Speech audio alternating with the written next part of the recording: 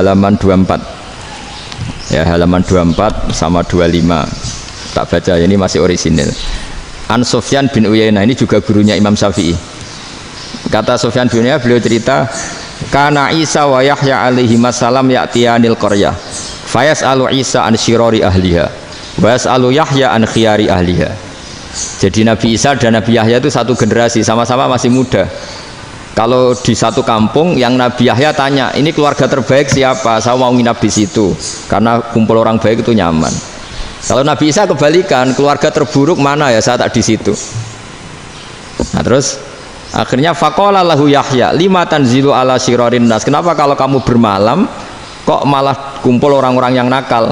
Innama ana tabibun udawil mardo, saya ini nabi barat dokter, di mana-mana dokter yang ngumpuli yang sakit, ngobati yang sakit. Makanya di NU itu ya banyak Kiai Jazab mengumpuli yang nakal-nakal.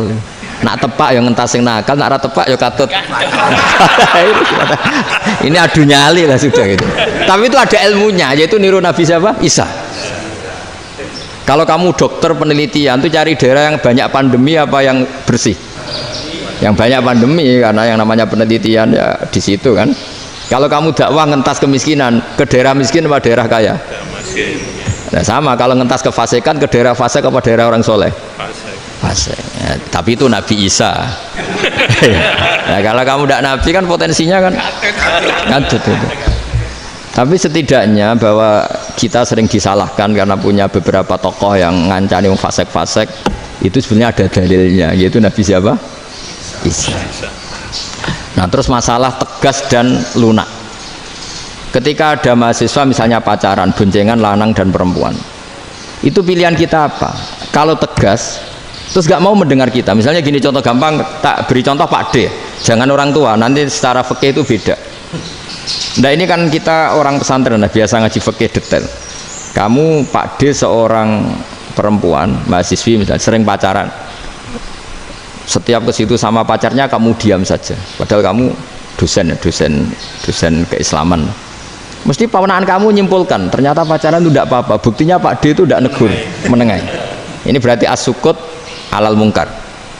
Tapi kebalikannya, Pak D ini terkenal keras, nak runo mesti radiaku ponaan, akhirnya yura runo mesti ngerti, nak mesti diamuk. Nah dua orang ini sama-sama gagal kan. Yang lunak menjadikan ponakannya pacaran terus karena enggak negur sehingga dikira membolehkan. Sing keras juga enggak sempat bina, wong rono era wani. Akhirnya dua orang ini sama-sama enggak ketemu, sama-sama enggak berkesempatan membina kan? Gagal membina kan? Karena yang keras ponakannya enggak pernah situ, berarti enggak bisa bina kan? Yang lunak membiarkan berarti juga enggak bina. Nah, Islam itu antara dua itu. Ya agak terlalu lunak, nggak terlalu keras. Karena kalau terlalu keras, misalnya ada kiai terlalu keras, lu masyarakat mau tanya itu gimana? Lari kan? Lu saya ini punya pengalaman pribadi. Saya ini kan kecelok orang alim. Itu kalau pernah ya saya itu berusaha ya pokoknya ya umumnya orang alim lah, tenang terus anteng, nggak gejlok-gejlokan. Itu nggak ada yang tanya. Saya mimpi ketemu beberapa ulama itu disalahkan. Terus umat saya kalau mau tanya itu ke siapa? Wong alim wis wibawa, meneng tambah banget wibawane. Kepala Quran sering gojlok rektor macam-macam. Terus wong wanita kok, saya biasa ke pasar pandangan dicegot orang. Gus, putri saya itu sering keluar darah tapi melebihi batas haid gini-gini. Kalau badhe sowan jenengan, gak usah sowan ning kene mbek ngadeg-ngadegan. Terus tanya, yang haid berapa hari, Gus? Ya supaya rudat ilal adat sebelum dia punya penyakit istikhadah itu berapa? 6 hari ya sudah, kembali 6 hari lainnya mustahadah, tetap sholat, tetap normal. Tapi kalau saya wibawa, moro pasar gue tasbih dulu. Iku mesti wong salaman njaluk donga yakin. Tapi baru kayak rada uraan ketemu wong-wong, dol pening ndi? Maaf pening ndi? Gus beneran Gus ketemu jenengan kula wingi badhe tua kok. Akhirnya tanya. Dadi uraanku iku amdan. Lha nek sampean asli. Asli uraan. Karena ndak uraan lah tetap ndak wibawa kan. Jadi baru kayak uraan itu ya banyak. Saya itu kalau ngantor di Jogja itu banyak orang yang tanya, ya biasa tuh tanya macam-macam. Karena saya uraan. Ke pasar ya orang, bahkan di bis sering ketemu orang, wah beneran Gus kalau badhe sowan jenengan badhe tanya ini. Ya sudah di sini aja. Jadi semua itu diilmoni. Nah, Nabi itu punya sisi yang dua-duanya jalan. Memang beliau luar biasa, dipilih Allah yang luar biasa.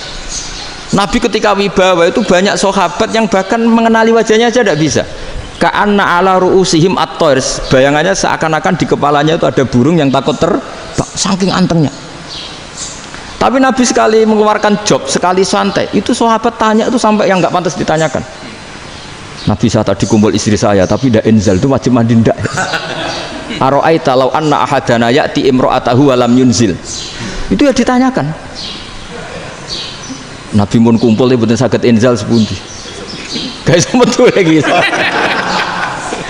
Terus ya ada yang tanya macam-macam. Ya saking ada sahabat dipanggil Nabi tambah lari, dipanggil lagi tambah lari. Pas jenengan nyeluk, oh pas kula kumpul bojo kula. Lah kula kuwatir jenengan orang suci, saya belum mandi, makanya saya lari. Terus Nabi ngendikan innamal mukmin thahir, ya nak masalah ketemu kiai ra apa-apa ijek junub. Sementing kok nak salat ya adus sik. Tapi Nabi sekali pakai mazahirul jalal, tapi pakai wibawanya, itu orang nggak berani ngomong. Tapi sekali Nabi rileks, itu orang bisa tanya apa saja, termasuk halal yang nggak pantas. Lalu ada sahabat itu tanya lucu, tanya Maimunah. Maimunah itu ya cantik tapi sudah agak tua lah. Maimunah, ya umal mukminin, hukumnya ngambung bojo pas Ramadan piye? Wah gak roh aku, gak tahu diambung kan Nabi pas Ramadan.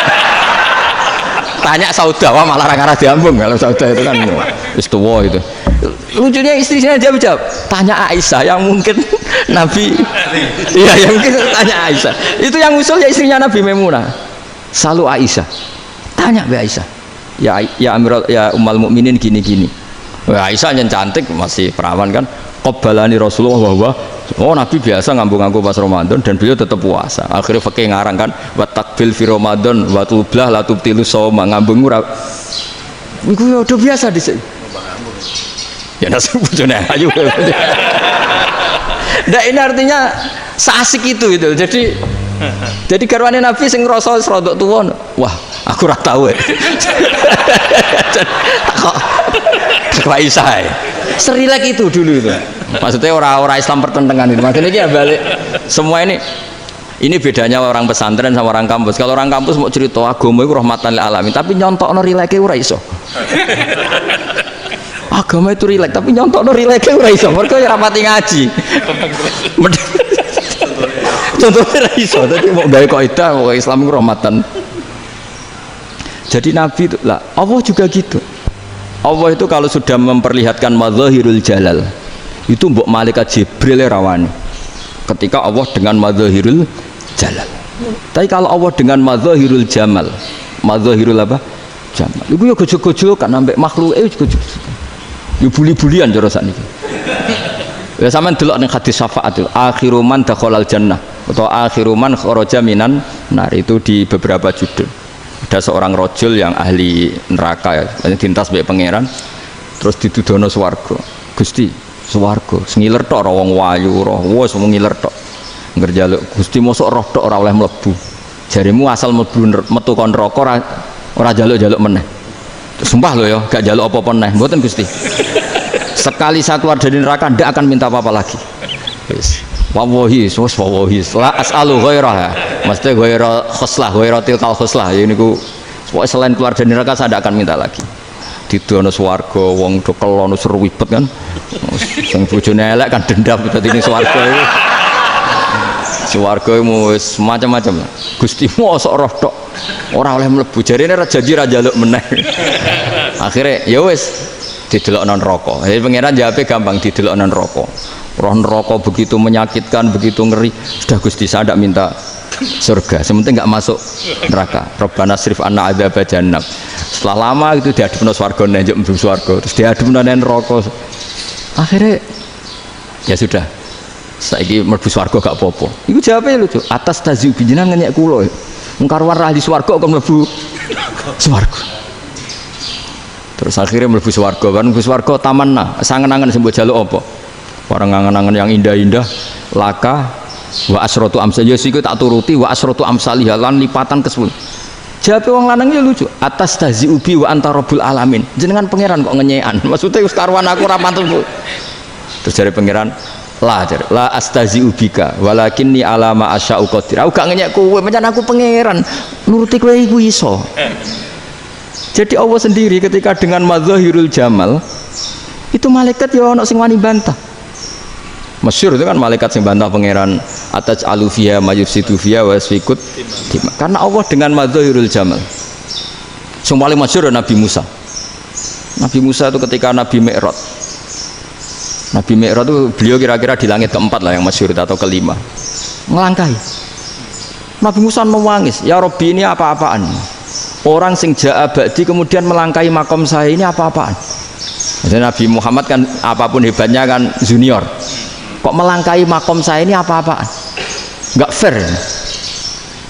Sampai Nabi Muhammad itu tanya gini sama Jibril, reaksi Allah gimana ketika melihat Musa seperti itu? Jawab malaikat Jibril lucu, ya rohidatahu, Allah sapal gayanya Musa, biar jadi lucu. Ya dibiarin aja sama Allah. Tapi yang jenenge Nabi Musa itu kekasihnya Allah, tetap berkah bagi kita. Betul. Ketika setelah Mi'raj diwajibkan sholat 50, gentenan Nabi Musa kelihatan nabinya. Sebenarnya Nabi Musa itu sebetulnya loh, gak nguntungkan kita sebetulnya, tapi yang nguntungkan. Sebenarnya tidak niat nguntungkan kita, tapi nguntungkan. Nabi Ibrahim kan di langit ke-6, keren lah.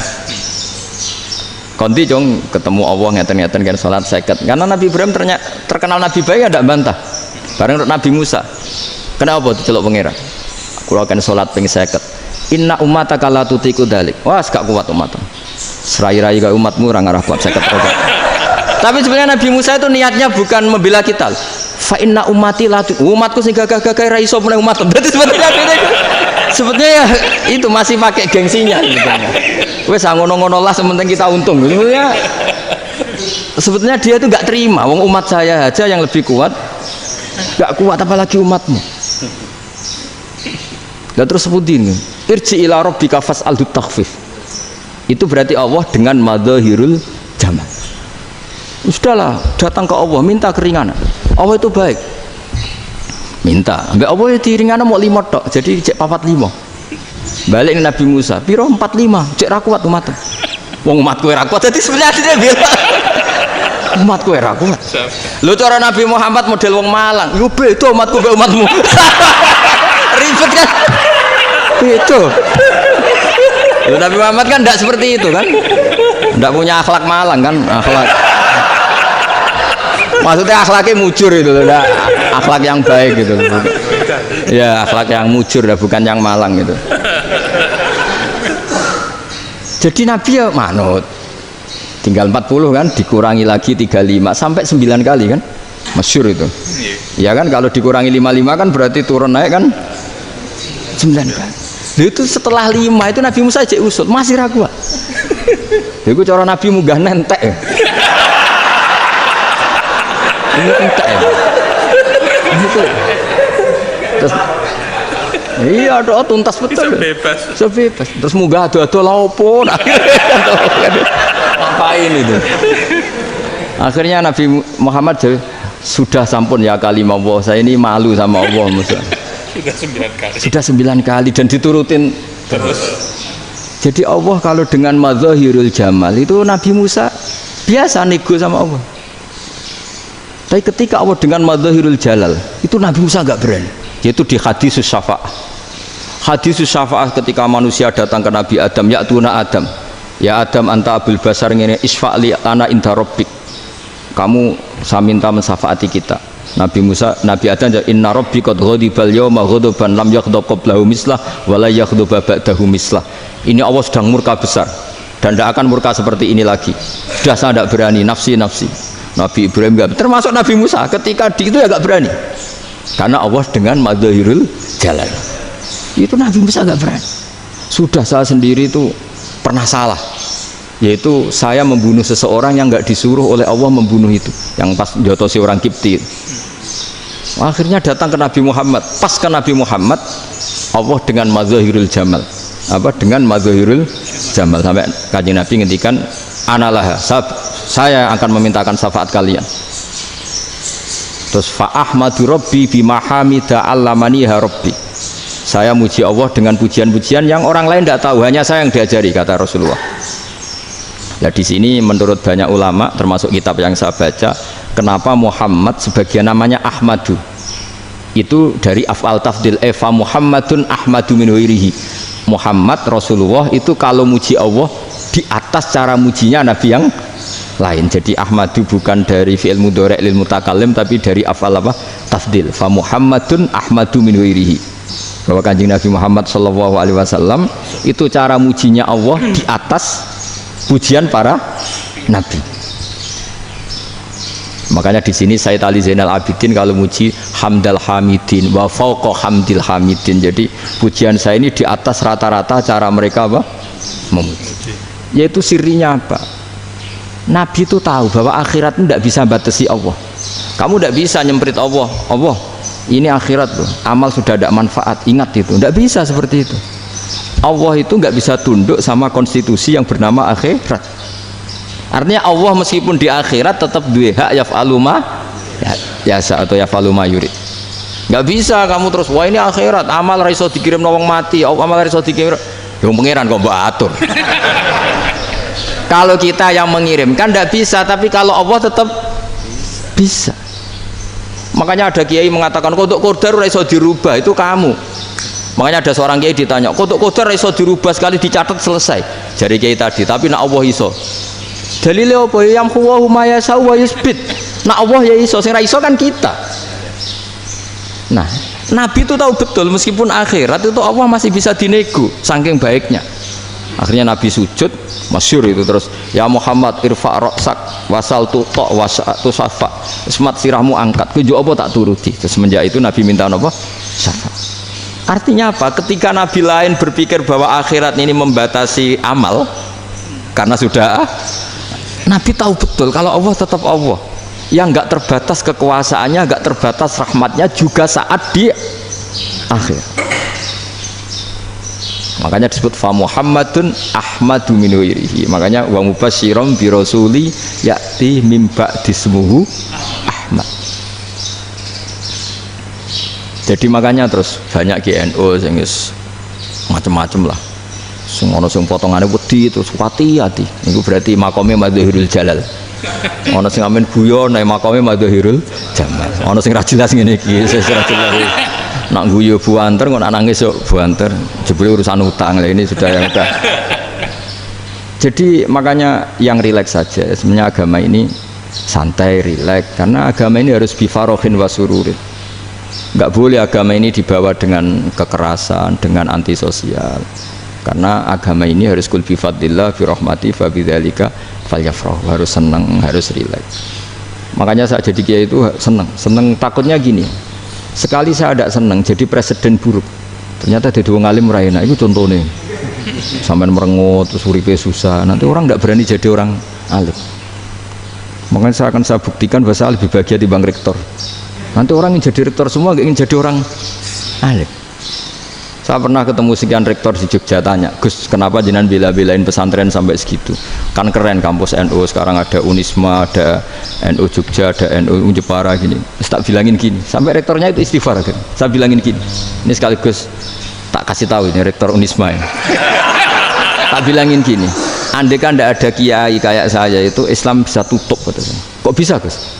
Misalnya ada perempuan haid faqal adat, itu kalau untuk tahu hukumnya haid daftar dulu ke Unisma, daftar dulu kan, setelah daftar nunggu pelajaran haid, baru tahu haid setelah 3 tahun dari masalahnya gitu.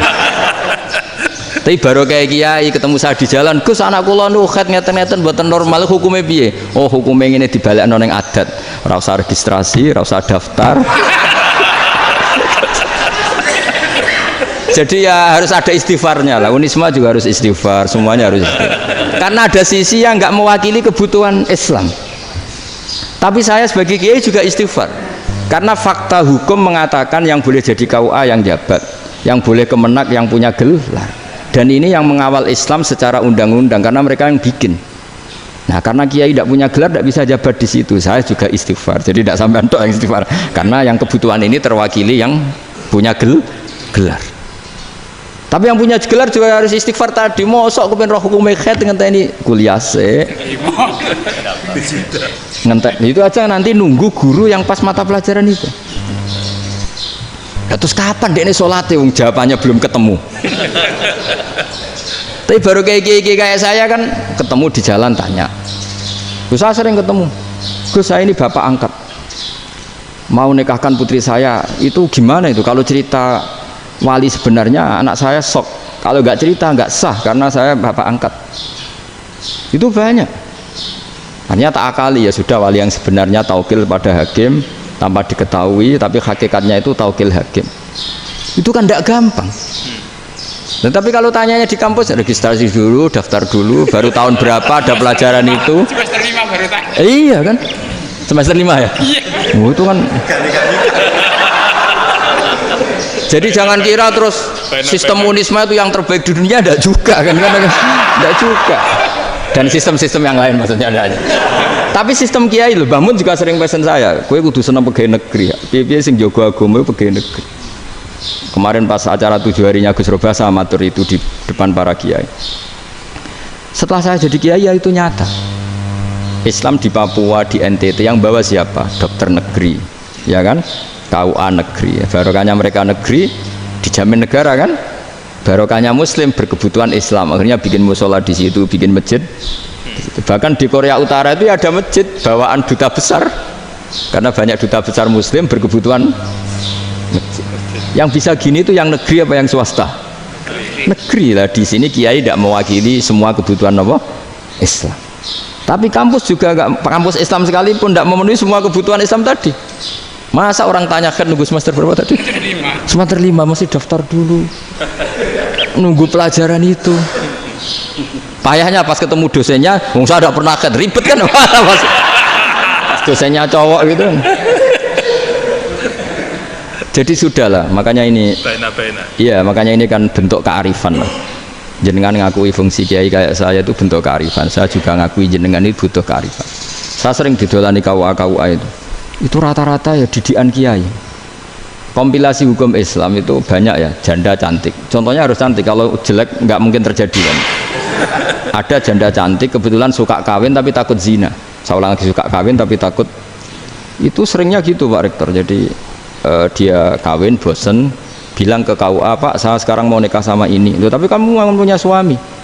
Ya tapi kan nggak tercatat Pak. Itu KUA-nya rata-rata itu nggak berani. Meskipun nggak tercatat, karena secara fikih meskipun nggak tercatat tetap dia seorang perempuan yang bersuami, maka nggak boleh nikah sama orang lain. Jadi coba kalau nyun sewu KUA hanya ngikuti hukum formal, yang penting di catatannya nggak punya suami, ya dinikahkan saja kan. Tapi mereka enggak, karena didikan kiai nggak berani. Artinya gini, kalau hanya pro hukum catatan sipil, maka ini dinikahkan bisa karena nggak tercatat. Tapi secara hukum santri nggak bisa dong menikahkan perempuan sing dadi zaujin yang punya suami. Nah, ini barokahnya kerjasama yang baik. Jadi di masyarakat itu tertanam didikan kiai, nggak boleh nikahkan perempuan yang bersuami. Tapi di KUA ngikuti hukum formal. Dan di Indonesia itu KUA itu rata-rata konsultasinya ya sama kiai. Sehingga ya nggak berani akhirnya, meskipun aku wedi mlebun rokok mbak, gak iso. Dan itu banyak. Saya ulang lagi ya, makanya ini kan pesantren itu nggak boleh mati. Orang kiai-kiai kayak saya nggak jelas-jelas itu harus lebih jelas lagi. Karena ini yang on time, yang online, yang siapa saja bisa tanya. Saya itu SMS saya itu nggak punya HP WA. HP jadul itu SMS-nya tiap hari tak berapa, orang yang tanya dari Kalimantan, dari Aceh. Gus di kampung saya ada masjid 2 itu yang Samana, ada yang dari orang perkotaan. Gus di perumahan baru ada masjid, yang Jumatan baru orang 12, sah enggak? Ya langsung saya jawab, sah. Dalilnya ini. Ya sudah. Nah, tapi kata Imam Syafi'i gini harus orang 40, itu madzhab Syafi'i, dalam madzhab yang lain gini-gini. Itu kalau tanya rektor itu kan ribet. Masuk ajudan dulu, asisten dulu, panjang.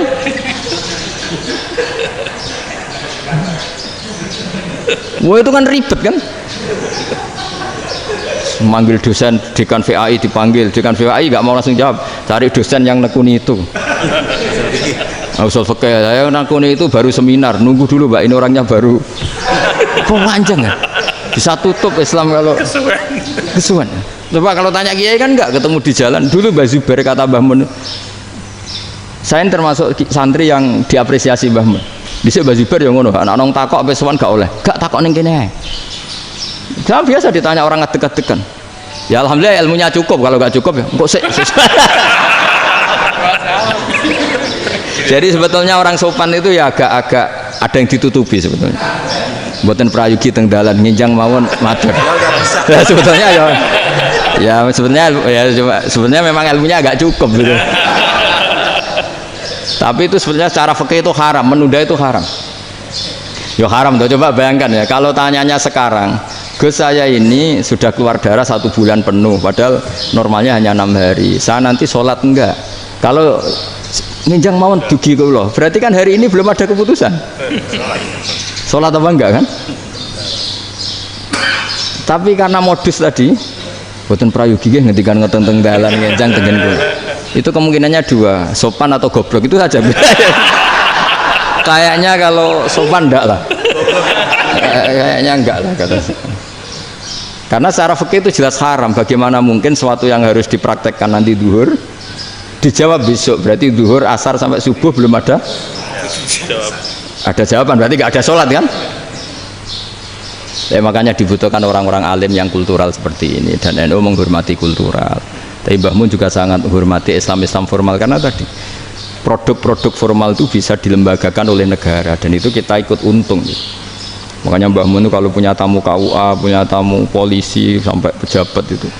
Kenapa saya contohkan KUA? Supaya jangan kira seperti pendapat orang-orang hasud, wah ya mesti aja disolani presiden seneng, menteri seneng. Enggak juga, sebenarnya semua kiai itu mulai KUA sampai polisi, polsek, polres itu seneng semua, karena sama-sama diajak mengawal bangsa ini, diajak mengayomi semua masyarakat. Tapi kadang-kadang masyarakat ngeritiknya, jenenge kiai disolani menteri ya seneng, presiden, padahal yang sowan kiai itu ya mulai KUA, kapolsek, kepala desa, RT, mudin.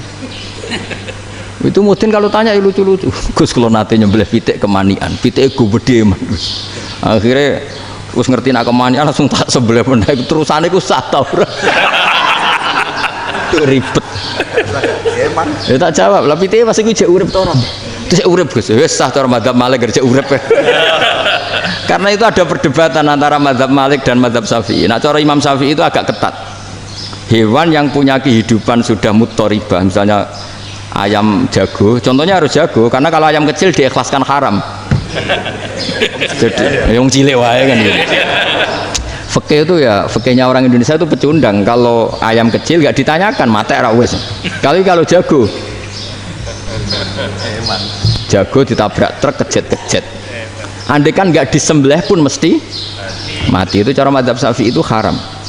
Karena penyembelihan ini tidak menjadi penyebab kematian, tapi memang karena kecelakaan tadi. Ini cara madzhab Imam Malik enggak. Andai kan enggak disembelih, matinya kan 2 menit lagi atau 1 menit lagi. Andai kan enggak disembelih, berarti mati sekarang itu bawaan pisau apa bawaan kecelakaan? Ya sudah halal gitu caranya. Nah akhirnya ya saya bilang ya sudahlah, kita semuanya mati. Jadi cara debat, cara Imam Syafi'i enggak, cara berpikir itu sudah tidak kehidupan yang normal, yang dimana-mana penyembelihan itu mematikan yang hidup normal. Jadi agak ketat. Sehingga dalam contoh kemanian, kalau dalam bahasa Jawa nyembelih agak sempurna terus pesonya jatuh atau apa, itu kalau pakai madzhab Syafi'i agak kesulitan. Jadi kalau madzhab Malik asal diselesaikan secara fauron, dan juga sebagian madzhab Syafi'i itu halal. Nah orang mesti tanya gitu, Gus, wedhusku tabrak truk, man Gus kejet. Nak pitik cilik ra ditakokno. Makanya termasuk kritiknya Mbah Mun, tapi ini madzhabnya Mbah Mun ya, kamu boleh ikut boleh ndak, karena ini urusan ndak penting. Lha wong lucu, nak ditakoki yuyu muni haram mergo amfibi. Yuyu ngerti ya, Man? Yuyu nggih. Tapi nak ditakoki kepiting muni halal. Mergo nak yuyu haram gak eman, nak kepiting eman. Besar. Padahal alasannya coba, kenapa yuyu haram? Karena amfibi kan, bisa di air, pertanyaannya kepiting seperti itu ndak? Ya.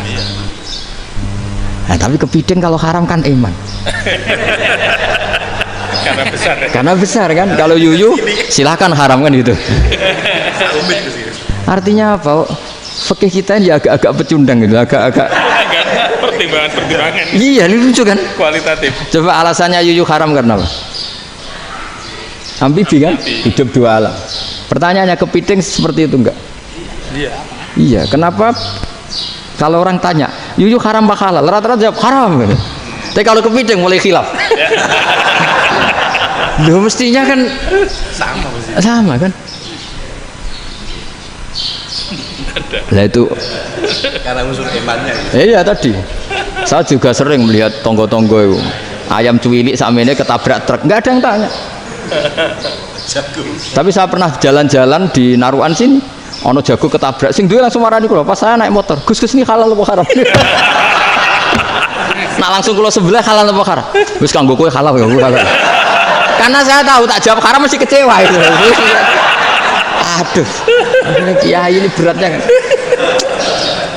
Ya akhirnya ya saya setelah itu Matehha Imam Syafi'i ngapunten umat kula nu rahasia madzhab jenengan tuh ndak siap. Untuk masalah ini tidak sama. Iya kan akhirnya pakai madzhabnya Imam Malik tadi. Ya tak Fatihah Imam Syafi'i ini mboten niat nglawan jenengan. Tapi ngobati tiang eman. Mergo pitike besar itu. Jadi ini kan ceritanya itu makanya yang rileks saja lah, bahwa Islam ini yang rileks, yang menyenangkan, karena ya agama ini harus menyenangkan.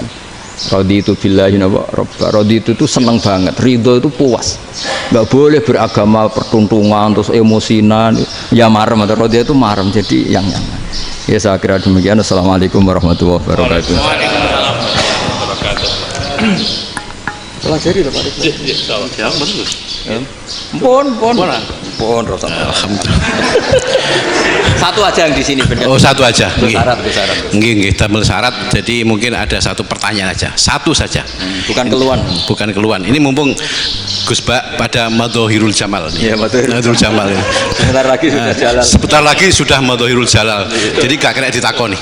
Monggo setunggal mawon. Niki. Ya Pak. Niki ambil. Nggih. Ampun dawa-dawa terus Gus. Ya jangan ya. Assalamualaikum warahmatullahi wabarakatuh. Saya Fadil, alumni Unisma yang kuliahnya paling lama. Oh, iya. Masih di jalanan. Gus, pertama saya muhibin jenengan ngikuti 3 tahun terakhir kayaknya.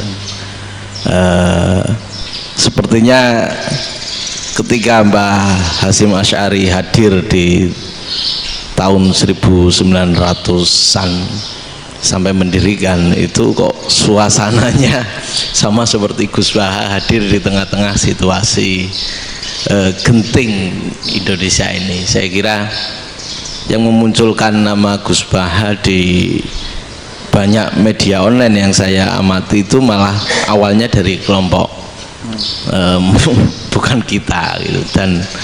Dan itu kami melihat bahwa apakah nanti 1926 dan 2026 satu abad NU, saya kok termasuk orang yang punya apa ya semacam harapan gitu Gus Baha bisa, ya mungkin kalau beliau Mbah Hasyim Rois Akbar, sekarang Rois Am, nanti ada istilah barulah tengah-tengah antara Rois Am dan Rois Akbar.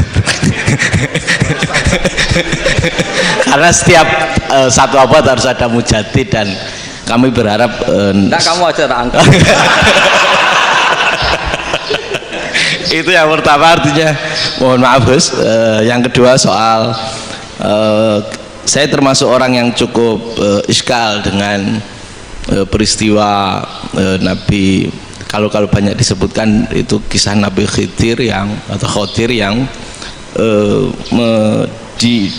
dari 3 cerita itu hanya satu cerita yang saya masih agak bingung soal di situ anak kecil itu pakai kalimat, kalau di Al-Quran itu pakai kota lah, jadi pakai anak kecil itu dibunuh seperti itu.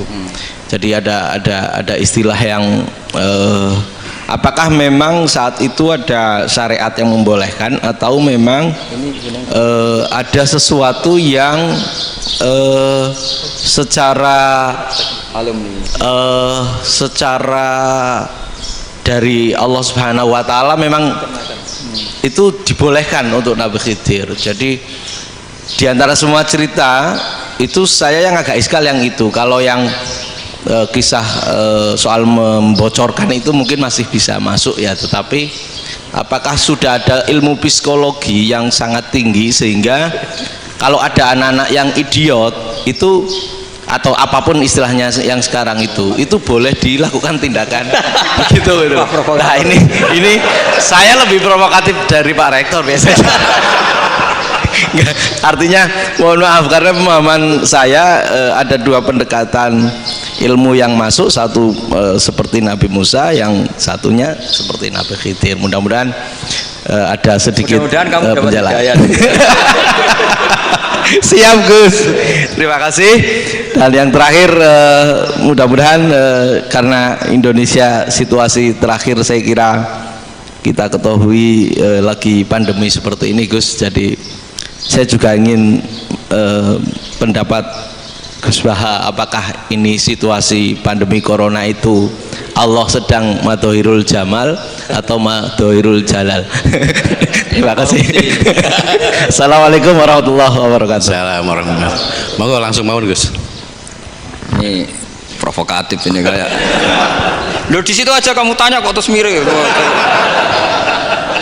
Siapa Fadil ya? Fadil. Dari peternakan ya? Peternakan. Tapi mau ngomong tafsir itu. Mulai kacau peternakan ngomong tafsir ini mulai kan. Nah ini ada yang hafal Quran ngaco, paling enggak setengah hafal. Enggak yang dari Unisma.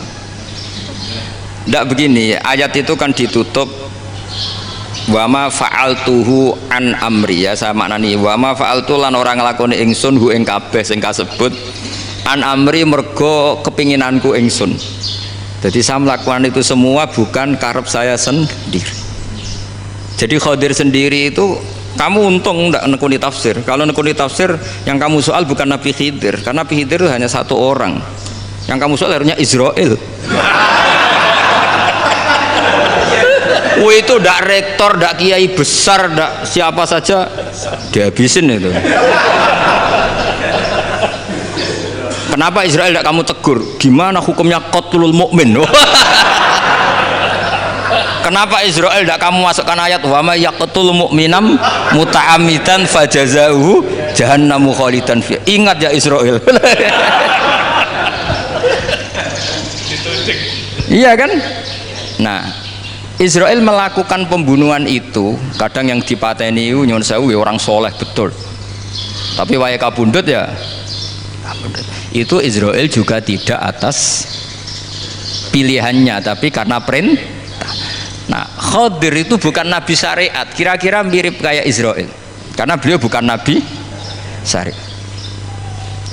Jadi ini agak aneh, ini kan orang nekuni tafsir kayak saya sampai berjilid-jilid kitab. Saya kemarin mata saya agak sakit karena saya nangis itu sudah 2 hari. Bukan mikir sampean, tapi mikir ilmu ini harus ada yang mempertahankan. Karena apa ya, nekuni ilmu itu kan ribet. Kalau yang nekuni ilmu terus dosen terus rektor itu ya agak ada fasilitasnya. Kalau nekuni ilmu kiai itu naruh keramat kan taqabbalallahu minna minkum taqabbal ya karim. Taqabbal ya karim. Iya, tapi saya alhamdulillah keramat, jadi ya tetap hidup itu terus. Saya ulang lagi ya. Harusnya Mas Fadil itu kalau nekuni itu yang disoal tuh Nabi Khidir. Nabi siapa? Apa malaikat siapa? Israel. Karena itu korbannya lebih banyak. Pertanyaannya, Israel kena enggak oleh aturan ayat wa may yaqtul mu'minam muta'ammidan fajazahu? Kan enggak. Karena semua itu wa ma fa'altuhu an amri, saya lakukan ini. Mungkin ngaji kamu gak khatam sih, mau delok fakotalah itu Nabi Khidir pasti tersinggung, nggak baca belakangnya itu ya, karena jurusan peternakan itu atau salah gurunya yang ngajar. Daripada nyalakan satu orang mendingan 2 ya. Jadi kalau ngaji itu khatam sehingga ngerti ayat itu kan ditutup wa ma fa'altuhu an amri. Nah, menurut Ibnu Hajar Al Asqalani yang nyarai Bukhari, dan ketika itu cerita tafsir ayat itu, wa hadza dalilun ala anna Musa afdhali minal Khadir. Justru ayat-ayat itu menunjukkan Musa itu lebih utama ketimbang Nabi Khidir, karena Nabi Khidir monoton melakukan apa saja yang diperintahkan Allah, sementara Musa tetap dengan gugatan syariatnya. Beliau gak terima ada orang main membunuh. Aqtal tanafsan zakiyatan bi ghairi nafs laqad ji'ta syai'an nukra. Nah, sur'atu Musa ila nahyil mungkar itu menunjukkan beliau Nabi ulil azmi. Jadi Nabi Musa langsung sikap, wah ini tidak benar kamu, padahal sudah ada perjanjian, kamu tidak boleh bantah. Tapi Nabi Musa lebih ngeboti syariat, lebih memihak syariat, nahi mungkar itu wajib. Justru itu menunjukkan derajatnya Nabi Musa fauqal Khadir. Makanya Nabi Musa tetap gugat, nggak bisa dong, ini nafsan zakiyatan kok kamu bunuh. Maka itu jadi ilmu. Nabi Khidir pada akhirnya nyuwun sewu ya tidak bisa jawab, makanya beliau menutup wa ma fa'altuhu an amri. Sebenarnya saya sendiri itu ya tidak punya alasan. Jadi kalau Israel kamu tanya, ini gimana ini wong melarat mulai cilik meh sugih mbok pateni. Mbok yo baro ben sempat sugih gitu. Ini kuliah paling lama urung sempat urip penak. Nah itu kan boyo mateni wong kira-kira lah, nek wis sempat mapan sempat. Lho andai kan Israel pakai aturan syariat kan mateni orang kan ya dikira-kira lah. Jadi itu tidak ada hubungannya tadi dengan ilmu yang kamu katakan urusan psikologi, anak itu tetap semuanya haram dibunuh, nggak boleh. Ya jadi tetap. Makanya ini pentingnya ngaji khatam itu tadi. Jadi pada akhirnya Nabi Khidir itu ada punya alasan, hanya ngendikan wa ma fa'altuhu an amri. Pada akhirnya yang paling pokok yaitu semua ini saya lakukan, saya sendiri itu tidak tahu karena perintah. Jadi untung kamu gak nyual Nabi Israel. Kalau nyual diincem ribet kan. Ini orang tadi pas seminar Gus Bak ngeritik saya. Wah. Jadi itu pinter kamu, yang kamu soal Nabi Khidir ya, jadi enggak itu. Ya kalau nyoal Israel resiko tinggi itu, resiko tinggi. Tapi yang jelas gitu ya, makanya tradisi pesantren seperti ini harus terus, karena yang punya tradisi khatam. Saya tuh kalau ngaji kitab udah khatam tuh tersiksa karena tadi kadang-kadang yang depan-depan tuh tidak jawabannya di belakang kan tadi wa ma fa'altuhu an amri. Dzalika ta'wilu ma lam tasti alaihi sabra. Jadi ya sudah kira-kira seperti itu. Wajar kamu tidak sabar, wajar kamu tidak itu, memang saya sendiri sebenarnya juga paham itu. Jadi cara bahasa Jawa deh wajar saya musa kira paham. Jadi aku dhewe ku ya ora paham. Wong aku ya mau nglakoni gitu. Jadi sebetulnya sama-sama ada itu kan. Ini jenenge wa ma fa'altuhu an amri. Dah ya. Ya.